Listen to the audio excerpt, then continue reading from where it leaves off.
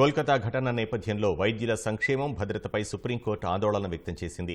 వైద్యుల భద్రత కోసం అత్యవసరంగా చర్యలు చేపట్టాలని కేంద్ర రాష్ట్ర ప్రభుత్వాలను ఆదేశించింది. కోల్కతా ఘటనపై శాంతియుత నిరసన తెలిపేవారిపై చర్యలు వద్దని రాష్ట్ర ప్రభుత్వాలకు నిర్దేశించింది. ఆసుపత్రుల్లో హింస జరగకుండా చూడాలని కోరింది. వైద్యులు విధుల్లో చేరాకే వారిపై నమోదైన ఎఫ్ఐఆర్లపై నిర్ణయం తీసుకుంటామని సుప్రీంకోర్టు స్పష్టం చేసింది. ఆర్జీకర్ వైద్య కళాశాల హత్యాచార ఘటనపై సుప్రీంకోర్టు మరోసారి విచారణ చేపట్టింది. వైద్యుల నిరసనలపై కీలక వ్యాఖ్యలు చేసింది.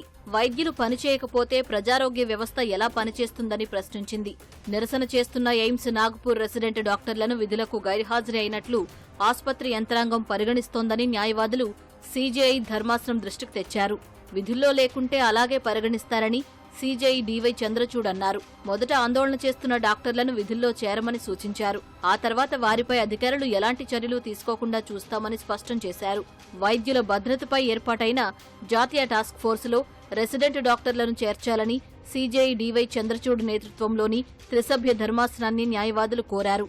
జాతీయ టాస్క్ ఫోర్సులో సీనియర్ మహిళా వైద్యులు ఉన్నారని వారందరినీ సంప్రదిస్తారని త్రిసభ్య ధర్మాసనం పేర్కొంది.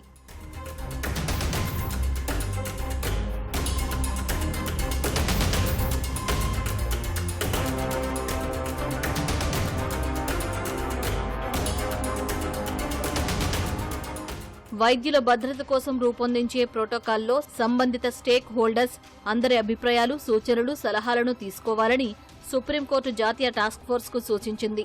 టాస్క్ ఫోర్స్ కు వైద్యులందరూ తమ అభిప్రాయాలు తెలిపేందుకు ఒక పోర్టల్ను సిద్ధం చేయాలని కేంద్ర వైద్యారోగ్య శాఖ కార్యదర్శిని ఆదేశించింది. శాంతియుతంగా నిరసన తెలుపుతున్న వారిని అడ్డుకోవద్దని పశ్చిమ బెంగాల్ ప్రభుత్వాన్ని ఆదేశించింది. అలాగే వారిపై ఎలాంటి చర్యలు తీసుకోవద్దని పేర్కొంది. డాక్టర్లు వెంటనే సమ్మె విరమించాలని సుప్రీంకోర్టు ఆదేశించింది.